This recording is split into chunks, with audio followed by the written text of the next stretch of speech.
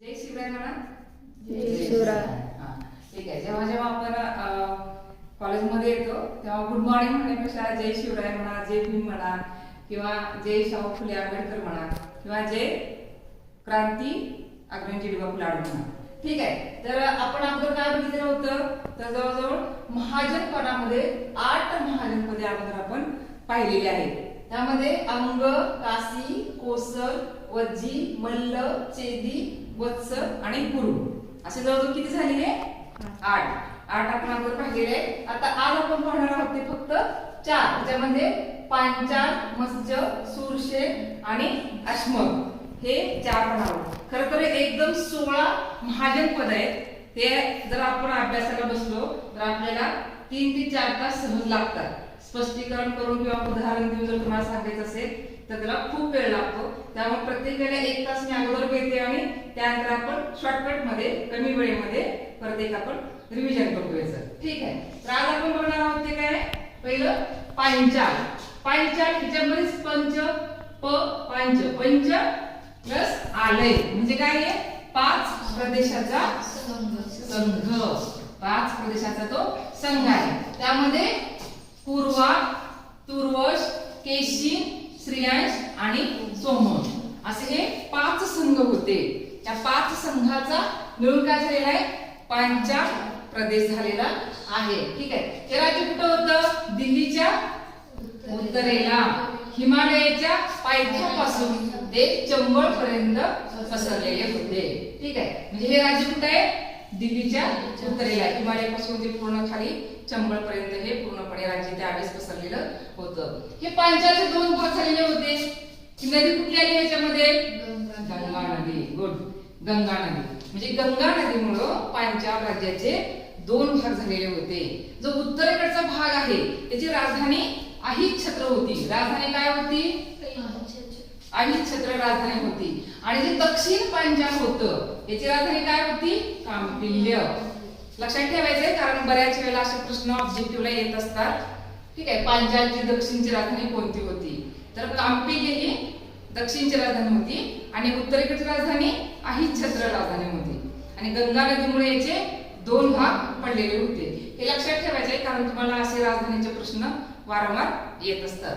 ठीक आहे. तर आपल्याला महाभारतामध्ये जर बघितलं ना तर तुम्ही बऱ्याच वेळा द्रौपदी ऐकलेलं आहे का नाही? द्रौपदीमुळेच महाभारत घडलं असे काही लोक म्हणतात.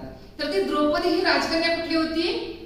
पांचालची होती. पांचाल या महाजनपदामध्येच ती राजकन्या होती. त्यामध्ये पांचाल सुद्धा म्हणतात. तुम्ही ऐकले ना पूर्व? ऐकलेलं आहे. बऱ्याच वेळा तुम्ही ऐकलेलं असणार आहे ते, हे का नाही? पांचाल ही कुठली होती? पांचाल या महाजनपदाची किंवा त्या प्रदेशाची ती राजकन्या होती. तिलाच पुढे द्रौपदी असं म्हटलेलं आहे. त्यामुळे तुम्हाला लक्षात ठेवायचे सोपं जाईल. ठीक आहे. तर आता पुढचं बघणार आहे ते मत्स्य. ही जी मत्स्यची राज्य आहे ती कुठं आहे? आता जयपूर परिसरात. तिची जी राजधानी आहे ती काय श्रद्धा? विराट नगरी. विराट नगरी ही काय आहे? त्याची राजधानी आहे. पांडवांनी म्हणजे आपण परत महाभारतामध्ये आलो. पांडवांनी जवळजवळ अज्ञात वर्ष म्हणतो त्यांना 1 वर्षाचं काय झालेलं होतं? वनवास मिळालेला होता, आहे का नाही? ज्या टाइमात दुर्योधनासोबत त्यांचं खेळ चालू होता, युद्ध चालू होता, त्या युद्धामध्ये ते हारले आणि हारल्यानंतर त्यांना जो अज्ञातवास मिळाला होता तो अज्ञातवास त्यांनी कुठं? विराट नगरीमध्ये पूर्णपणे घालवलेला होता. म्हणजे विराट नगरीमध्ये ते गुप्तपणे तिथे ते राहिलेले होते. तुम्हाला माहिती असणार आहे का नाही? भीम हा आचाराचं काम वगैरे तिथे विराट नगरीमध्ये करत होता. तर ती विराट नगरी कुठं आली? जयपूरच्या परिसरामध्ये आलेली आहे. ठीक आहे. आता सध्या तिथे कुठले जिल्हे? अलवार आणि भरतपूर हे 2 जिल्ह्याचा जो परिसर आहे तो पूर्णपणे काय होता? मत्स्य हे परिसर. त्या काळाचा जो प्रदेश होता ना मत्स्य, तो आता सध्या अलवार आणि भरतपूर जिल्ह्यामध्ये येतो. म्हणजे जयपूरच्या आसपासचा सगळा परिसर कुठे येतो? विराट नगरीचा परिसर येतो. म्हणजे बऱ्याच वेळा तुम्ही तेच ऐकलेलं आहे. ठीक आहे. मग लक्षात काय त्याच्यामध्ये की मत्स्यची राजधानी विराटनगर होती. हे तुम्ही लक्षात ठेवायचं आहे. ठीक आहे. मत्स्यची राजधानी कोणती होती? विराटनगर होती. गुड. आता पुढचं जे आहे ते आपण शूरसेन हे महाजनपद बघणार आहोत. शूरसेन याची जी राजधानी आहे ती मथुरा ही राजधानी होती. तुम्ही सांगा बरं मथुरा कशासाठी प्रसिद्ध होतं? संजना, कशासाठी प्रसिद्ध होतं मथुरा? मथुरेचा राजा त्यावेळेस श्रीकृष्ण. श्रीकृष्ण काय आहे? भक्ती केंद्र आहे का नाही? तुम्हाला माहिती आहे जो मॅगेस्टिस होता का नाही, मॅगेस्टिस मॅगेस्थनीस हा ग्रीकचा राजदूत होता.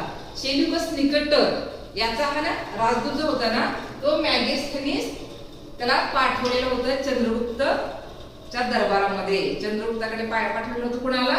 मॅगेस्थनीसला. आणि तो राजदूत म्हणून काम करत असताना त्यानं जो ग्रंथ लिहिलेला आहे त्या ग्रंथामध्ये हा सगळा उल्लेख केलेला आहे. तो आपल्या ग्रंथामध्ये काय लिहितो की श्रीकृष्ण याचं भक्ती केंद्र म्हणून मथुरा हे प्रसिद्ध होतं. म्हणजे बघा प्राचीन काळापासून मथुरा हे काय श्रीकृष्णाच्या भक्ती केंद्रासाठी प्रसिद्ध आहे. ठीक आहे. म्हणजे महाभारतामध्ये अंधक आणि वृष्णी हे दोन तिथं काय होते? गणराज्य होते. अंधक आणि वृष्णी हे दोन काय होते? त्यावेळेस तिथे गणराज्य होते. आणि त्या गणाचे अध्यक्ष कोण होते? श्रीकृष्ण. कोण होते? श्रीकृष्ण.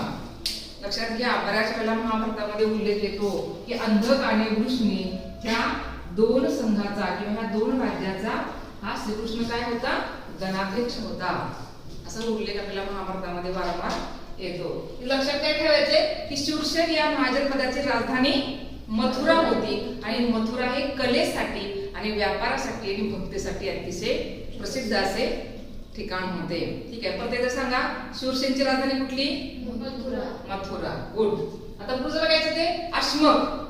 खरं एकच हे दक्षिणेकडे का नाही एकच हे आहे राज्य आहे. आतापर्यंत आपण सगळे जेवढे काही महाजन पद बघितले ते कुठं बघितली? उत्तरेकडे बघितली. एकमेव असं आहे अश्मक हे महाजन पद जे दक्षिणेकडे आहे. ठीक आहे. म्हणून त्याला काय म्हटलेलं आहे? दक्षिणा पथ असं म्हटलेलं आहे. पथ म्हणजे मार्ग, दक्षिणेकडचा मार्ग. सगळा व्यापार दक्षिणेकडे जे येत होता ना तो ह्या अश्मक राज्यामध्ये येत होता. त्यामुळे याला काय म्हटलेलं आहे? दक्षिणापथ. तुम्हाला बऱ्याच वेळेला प्रश्न येऊ शकतो की दक्षिणापथ म्हणजे टिंबटिंब होईल किंवा दक्षिणापथ हे कोणत्या महाजन पदाला म्हणतात. त्यामुळे तुम्ही हे लक्षात ठेवायचं आहे. दक्षिणापथ हे कुठल्या राज्याला म्हणतात? अश्मक. याची राजधानी काय होती? एक तर कोदनपूर किंवा त्याला प्रतिष्ठान असं सुद्धा म्हणतात. आताचं पैठण, आता जे पैठण आहे का नाही औरंगाबाद जवळ पैठण तिथला जो परिसर आहे का नाही सगळा तो इथं अश्मक राज्यामध्ये येत होता. त्यामुळे अतिशय प्रसिद्ध असं काय होतं? व्यापारी केंद्र होतं. त्याचा काय मार्ग होता तो कसा होता? श्रावस्ती, उज्जैनी, महिष्मती, विंध्य पर्वत ओलांडून ते प्रतिष्ठानला येत होते. बघा जेवढा व्यापार होता का नाही तो सगळा व्यापार कसा यायचा? एक तर श्रावस्ती मधून उज्जैनी मधून महिष्मती आणि विंध्य पर्वत ओलांडून प्रतिष्ठानमध्ये असा त्यांचा पूर्णपणे मार्ग होता. आलं का लक्षात? लक्षात ठेवायचंय. श्रावस्ती, उज्जैनी, महिष्मती, विंध्य पर्वत ओलांडून प्रतिष्ठान असा त्यांचा तो व्यापारी मार्ग होता. म्हणून त्याला दक्षिणापथ असं म्हटलेलं आहे. अतिशय दक्षिणेकडचे महत्वाचं असं हे केंद्र होतं. आता जैन ग्रंथानुसार काय म्हणलेलं आहे? ऋषभनाथ यांचा पुत्र बाहुबलीला हे राज्य दिलेले होते असा जैन ग्रंथामध्ये उल्लेख आलेला आहे. काय आलेला आहे की अश्मक हे जे काही महाजन पद होतं ते बाहुबलीला देण्यात आलेलं होतं. बाहुबली कोण होते? बाहुबली हे जैन ग्रंथानुसार ऋषभनाथ यांचे पुत्र होते. तुम्हाला माहिती आहे की कर्नाटकमध्ये श्रवणबेळगोळा खूप मोठं केंद्र आहे, खूप मोठं. तर आपण तीर्थक्षेत्र जैन धर्मियांसाठी अतिशय पवित्र असणारं ते ठिकाण आहे. कर्नाटकमध्ये जे आहे ना हासन हे जिल्हा आहे, हासन जिल्ह्यामध्ये ते केंद्र आहे. तर तिथं बाहुबलीला कैवल्य ज्ञान प्राप्त झालेलं आहे. त्याची खूप मोठी मूर्ती आहे. तुम्ही गुगलवर काढून गेलं तर तुम्हाला कळेल की किती मोठी, असं ग्रेनाइट मध्ये एकदम पांढर शुभ्र खूप मोठीच्या मोठी त्यांची मूर्ती आहे बाहुबलींची. त्या बाहुबलींना हे राज्य दिलेलं होतं. ठीक आहे. तुम्हाला लक्षात आलं? अश्मक यालाच काय म्हणतात? दक्षिणापथ म्हणतात. त्याची राजधानी काय होती संजना? कोदनपूर किंवा प्रतिष्ठा ही त्याची राजधानी होती. आणि लक्षात तुम्हाला आता हे ठेवायचंय, त्यांच्या राजधानी लक्षात ठेवायचंय कारण परीक्षेला बऱ्याच वेळा तुम्हाला हेच येत असतं.